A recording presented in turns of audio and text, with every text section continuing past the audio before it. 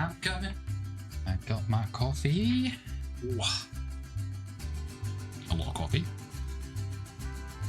So yeah, hey, I'm Mark. I'm an indie game developer with a bit of an interesting path into this role. I'm super excited to say my first game, Button Pop, is actually on Steam now. If you want to support us at all, subscribe to the channel and wishlist it on Steam.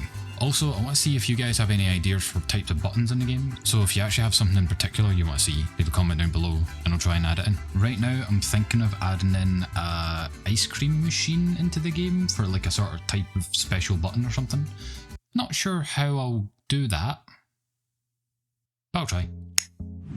So yeah, how did I actually get here? Well, I worked as a 3D animator for about just over half a decade. I worked for like a small VFX studio in Scotland, where we would mainly work for sort of big industrial companies. And I got to work on some really odd projects with some really futuristic tech, really high-end models, and let's say interesting injuries.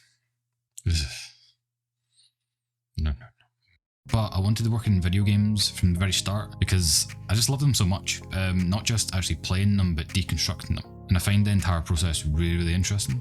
I just remember playing Doom, Quake and Halo with my dad and all my friends and stuff when I was younger. Oh, in fact, that's really bringing back memories of a mega slip and slide. Yeah. Oh, the memories. But yeah, so part of being in such a small studio, you kind of have to be a bit of a generalist. So my focus was as an animator, however, I kind of needed to fill most roles within a VFX pipeline. So by the end of it, I could model, rig, animate, edit, render, even do some of the sound design. Like the entire pipeline was covered under my belt, which in turn, when I kind of shifted my eyes to game development, I kind of felt at home in a weird way. I don't know why, maybe I'm just weird, but it kind of made the solo dev journey a little bit smoother, I guess. I don't know. As you can tell, I only like coffee a wee bit. You know. So yeah, what's my experience been like as a solo game developer? Hard. Really fucking hard. Nah, it's alright. I do think people have to have a bit more of a realistic view on it though. You kind of seem to have two camps. It's either like the best thing ever or it just won't work. I think it can work. It's just that you need to have a bit of the grey in between and just a little bit more of a balanced perspective on it. First thing that kind of comes to mind for me is a sort of responsibility that comes with it. You just have to think about income, like how are you going to fund yourself? Is it self-funding? Are you getting a publisher? Like, are you going to have to do some side work? A lot of indie studios do contract stuff on the side. Very few of them just get funding and then they make games. Most of them do like project work for bigger studios and stuff to keep them afloat while they work on their own IP. I'm kinda thinking about this at the moment. I have been doing a little bit of freelancing on the side just to kind of keep things smooth. And you might have even noticed some of the dips in content here and there, just time-wise. And that's because I would have been freelancing that week. So I'm going to try and like smooth that out if possible. The other thing you need to think about, and I don't hear it a lot for some reason, is a work-life balance. You need to take a break. You need to have days off. You need to have your weekends or your nights or something. For a healthy relationship between you and your work, you need to actually set boundaries, essentially, where like you will start 9 o'clock and finish 5 o'clock, or if you want to do a little bit extra, that's fine, but you do need to set boundaries so that you understand the worth of your work, but also the worth of your, life. At the end of the day, we are working to live, not living to work, so you do need to kind of take that on as a priority. And then one of the last things as well to think about is your family. Going into this, I never really thought about it this way, but it has kind of been a bit of an epiphany, I suppose. And that is that when you go down the path of a solo developer or a small team or like your own business, you're not only going into this yourself, you are also taking the people around you with you on this journey. So like at the end of the day, this will affect them too. Is your wife, your husband, girlfriend, boyfriend, children, whatever, is this going to affect them positively or negatively?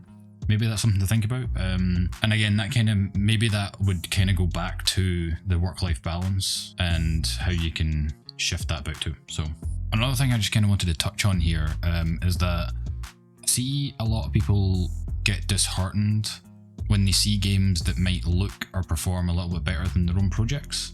I spend a lot of time on Reddit, and this seems to happen a lot, where people will like throw in the towel when they feel like they aren't good enough. And I've had some students in the past as a mentor, and my last student, who's a fantastic artist, I hope she's doing really well actually, she was getting a little bit nervous because she didn't know how she would feel communicating with people with a lot more experience than her, like with a lot of expertise or years in the job. I remember saying this phrase to her. I said to her that they will have a lot of experience, but they will have been in your shoes at some point, and at the end of the day, we're all just stumbling towards victory. And I just hope this sort of mindset can actually help people with finishing their projects if they don't have the confidence in it. I really do think there can be some really cool ideas out there that just don't ever get finished.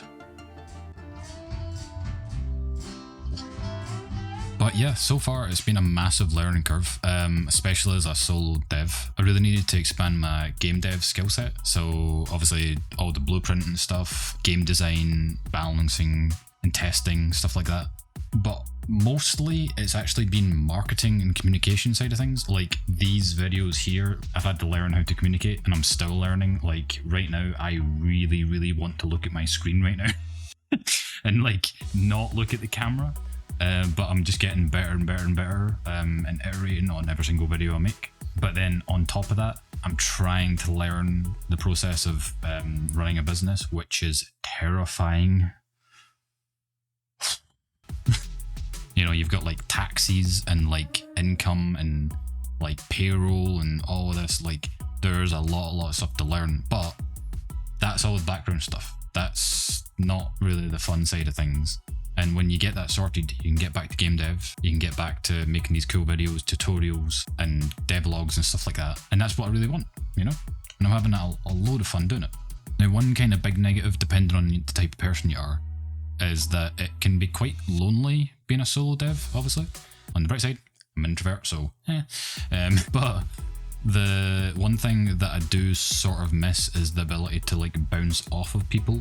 I do kind of sometimes struggle to gauge whether a concept is good or not. So we'll be looking to expand the team in the near future, depending on the project, I suppose. Sometimes foreshadowing is relatively obvious. Because again, it is a lot better to be able to bounce ideas off of each other and honestly expand the concept pool, if you know what I mean. It's better than just being one person. You can actually have multiple ideas and mix them all together into something really cool. Coffee. Now, with all of that sort of technical kind of stuff aside, if you're working on your own project at the moment or with a team, keep going. Make sure you finish it. You know, like most people don't actually finish their projects and they never see the light of day. And I really just believe that if we see more of these finished projects, we're going to see some amazing stuff. It's a really admirable and noble thing to actually follow your dream. So you should be proud of whatever you make and just keep going and finish it. And just on a personal note, I absolutely love this. There's a lot more to learn, don't get me wrong, but I can see it turn into something really cool. I will say this though, in the early stages of a project, if things aren't working, I would stop, you know, concept things out, play it out, make a little like demo type thing, just with blocks and boxes and stuff like that. But if it's not working, I would stop and move on to the next concept. You don't want to be wasting a lot of time like that. I mean, I actually had 2 prototypes before I started Button Pop, just so I understood the entire process of game development before I actually like jumped full production into like a proper game. And they sucked. Well, one of them was actually pretty cool, but it was a bit of an odd concept to be fair. So, but if you even have the slightest amount of confidence in your game, finish your project, learn from it, and adapt. If you get the game out there and it does well, fantastic, you've cracked it, you've done great. But if it doesn't, it's not the end of the world. You know, you can update the game or you can move on to the next one and like learn from those past processes. Like, you don't have to see it as a complete loss, you know? As long as you are learning and adapting, you can always progress, which is the key thing. And just remember as well, most people don't actually finish their games. So if you make your game, finish it, you're already past most people. If you then get it online onto like Steam or something like that, you're already ahead of most people again. And if you get it out to even more than that, if you get good reviews, you're going places. But yeah, just to kind of circle back, if you ever feel a little bit out of place or you've got imposter syndrome, that means you're probably doing good. It's okay. But just always remember, we're all just stumbling our way to victory, gaining a little bit of knowledge with each feature and each game at a time.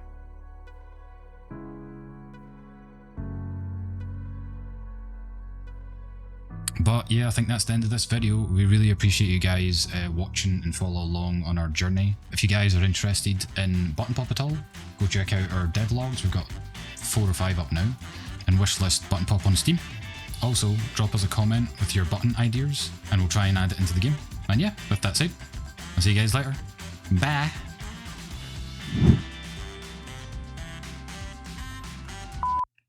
As you can tell, I like coffee. A wee bit.